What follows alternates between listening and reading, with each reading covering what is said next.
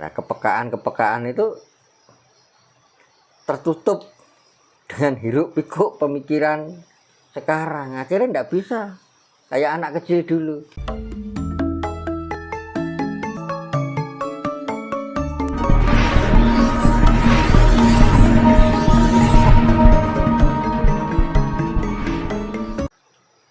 Kalau sudah memahami di situ itu tadi. Nah, jadi membentuk dia itu menjadi terbebas.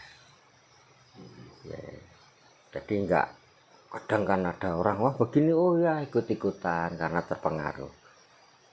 Tapi kalau sudah memahami, dia itu di posisi dalam kebenaran itu tadi, tidak terikat. Jadi enggak pernah kok ibaratnya sampai mengatakan oh ini buruk ini terhadap orang lain, enggak ada gitu. Karena kalau sudah mendalami di situ, di dunia itu nggak ada yang buruk, semua itu keseimbangan ya, dibutuhkan gitu lah. Ya suatu misal kenapa kok ada orang gila, kenapa kok ada malam ada siang, nah itu kan keseimbangan. Kayak awan tak coba awak dewe malah bingung Pak. Iya, kapan turuku kapan berkembang biakku nggo. Kapan kan. Lah di situ lah. Nah, Mbah niku wonten Trimurti nggih. Ya panjenengan jesaken Mbah, Trimurti niku napa? Trimurti itu banyak. Tiga kekuatan, kalau saya hanya tiga penyatuan kekuatan. Ya, kekuatan itu kekuatan dari tiga kekuatan. Pertama kekuatan Gusti atau sang istilahnya pencipta itu tadi, atau sang yang menang. Nah itu. Terus yang kedua itu antara orang tua, kedua orang tua. Jadi tiga kekuatan itu Trimurti. Terus ada dalam kekuatan diri manusia dan pikiran itu juga ada tiga kekuatan. Nah, penciptaan, angen-angen.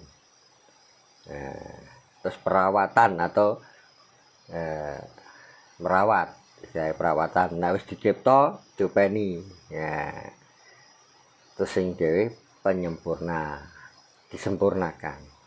Sing kirane sik kena dopeni gak kena gua. Nah, istilahnya gitu.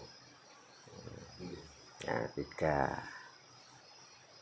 Mbah, supadose kula kalih Mas niki nggih. Nggih. Saged dibimbing langsung kalih Gusti wah pripun Mbah niku.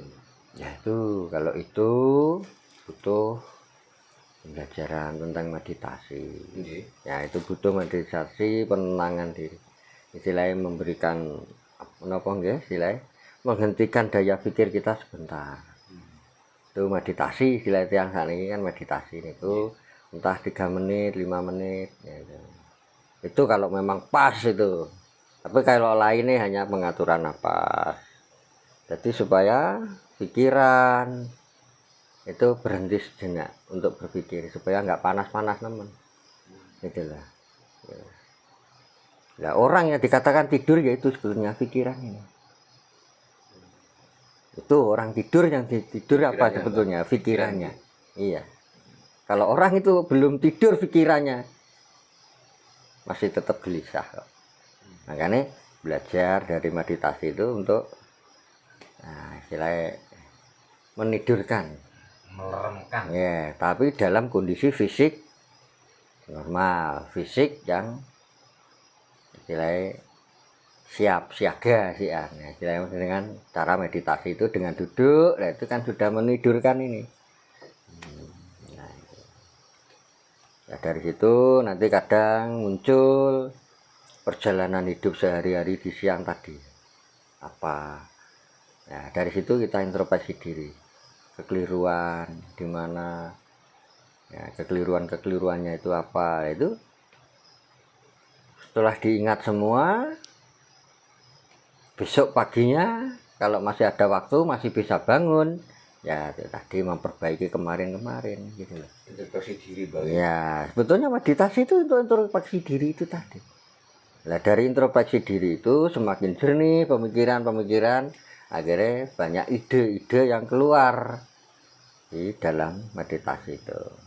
Akhirnya bahkan sampai menciptakan ide-ide, jangankan istilah sastra, teknologi, itu juga dari ketenangan seseorang itu.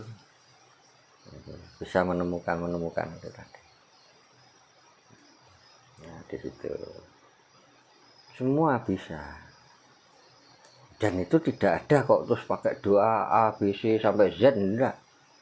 Tenang, ikuti aliran napas keluar masuk itu saja. Kok orang ini naik ini itu sudah teori dengan cara-cara mereka yang ditemukan. Tapi asal mulanya orang hanya diem saja. Gitu lah. Makanya di sini saya gambarkan sosok manusia yang tanpa busana, gitu, tanpa nama. Karena manusia lahir ya diawali dari tanpa busana, tanpa nama, tanpa agama. Nah dari situ. Tanpa agama. Iya, itulah. Nah agama itu kan kalau sudah orang itu belajar itu tadi, belajar semua itu jadi punya agama itu pilihan itu tadi.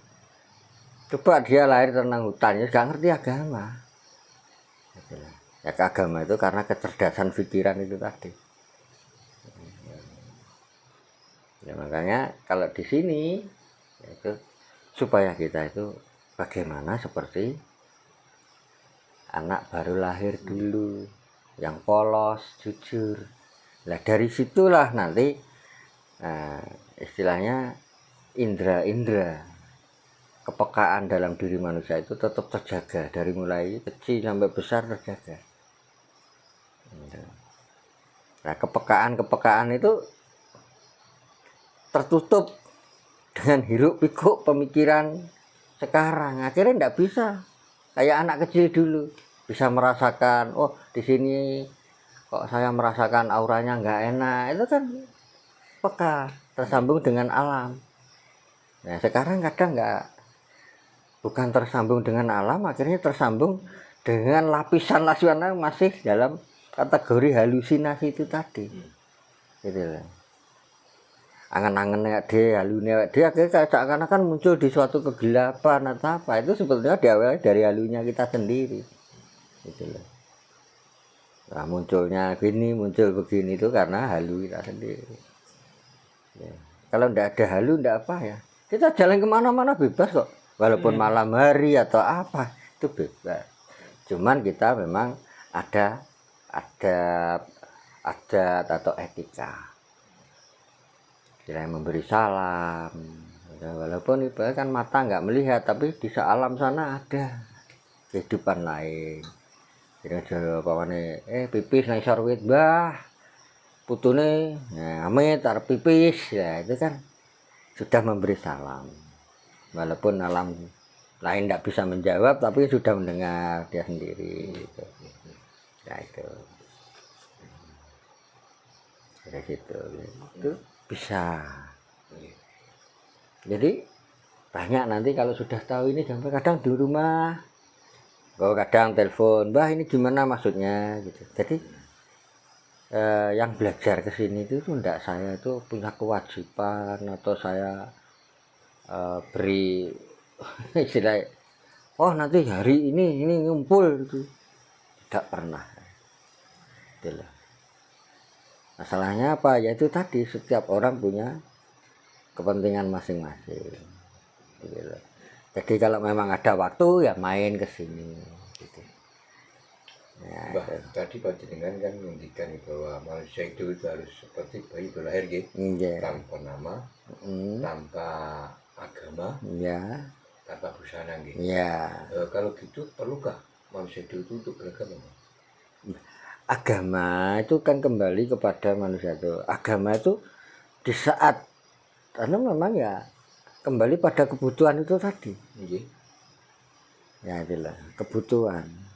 Nah, karena agama kadang banyak ya katanya, ya ini katanya agama perdamaian, agama gini, tapi nyatanya amburadul Mbak ya. Yang amburadul kan yang punya agama semua. Iya. Betul lah. Gitu. Ini enggak nyebut loh ini. Enggak nyebut. Nah, inisial A B C. Ya fakta itu. Justru mereka orang yang beragama ini. Gitu loh.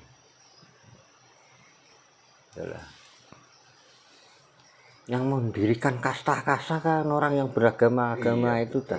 Kalau di sini semua sama. Orang Jawa semua sama Bang. Sama. Jiwanya jiwa, yaitu tadi memandang jiwanya. Nah, ya dari memandang jiwa itu pertama kita memang menghormati satu yang tua, yang kedua yang berilmu dan yang berwawasan, itu yang kita hormati. Gitu loh. Nah, itu saja. Jadi kita menghormati karena beliaunya sudah tua. Kita menghormati, menghargai karena dia memiliki ilmu. Kita hormat. Nah, itu loh. Menghargai. Gila. Jadi rata-rata itu kalau orang Jawa itu atau kalau kita belajar itu nggak mau dianggap guru, belajar sama-sama. Ya. Ada kata-kata seperti ini Mbak. Misalnya ini ada satu orang tua yang belajar di situ kan banyak. Beliau bilang, saya ini bukan guru kamu. Kamu itu punya guru sendiri-sendiri. Saya hanya panuntun. Ya, itu. Yang dimaksud guru kamu sendiri-sendiri itu apa Mbak ya? Yang dimaksud Mbak? Ya guru sendiri, yaitu tadi kecerdasan pengetahuan. Sejauh mana kita menangkap kejadian-kejadian setiap hari pada aktivitas setiap harinya. Ya, dari situlah. Lah gurunya memang diri sendiri. Pilih mana? Apakah itu yang disebut guru sejati itu, Pak? Nah, kalau guru sejati, alam kenyataan kejadian sebenarnya itu yang sejati gurunya. Nah, itu. Ibaratnya ya pengalaman itu tadi. Ya, ibaratnya. Ya, itu. Ya, dari berbagai kejadian kita berinteraksi dengan masyarakat A sampai Z. Ya, ya di situ beliau-beliau ini sebetulnya yang guru. Ya. Dari pengalaman ya? Iya, dari pengalaman pengetahuan. Nah, dari pengalaman pengetahuan itu tadi, akhirnya dia memiliki suatu kebiasaan. Nah, kebiasaan itu karena sudah melekat, akhirnya menjadi sifat dan watak seseorang itu. Sebuah identitas nantinya. Ya, karena kebiasaan. Sifat wataknya itu kebiasaan dari pengalaman dan pengetahuan itu tadi. Ya, itu.